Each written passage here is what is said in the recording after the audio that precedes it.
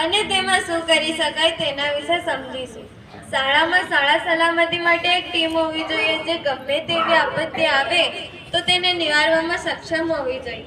માની લો કે આપણી શાળામાં કોઈક આપત્તિ આવી છે તો તે આપત્તિને નિવારવામાં તે ટીમ ફટાફટ ભેગી થશે અને શું કરીએ તેનો નિર્ણય જલ્દી લેશે।